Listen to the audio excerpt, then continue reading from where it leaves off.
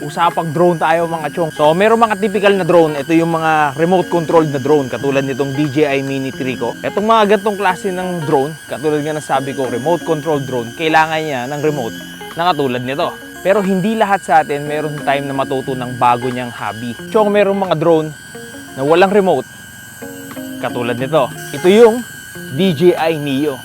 Tama, yung gamit nating drone. Yan na yan. Sabi nga, di ba, term self-flying, hindi na kailangan ng remote. Automatic, tinatrack niya ako kung saan ako pupunta.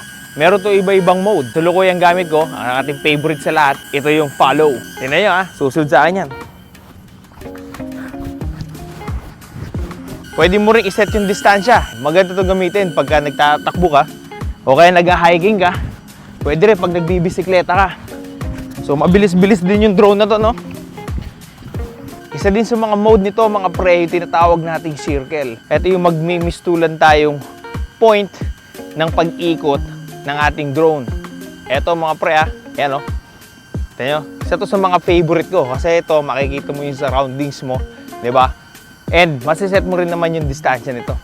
Ito naman yung mode na to, naka-stay put lang yung ating mismong drone and susundan niya ako. Live tracking yan mga pre, no? Alright. So perfect to kung katulad ninyo ako.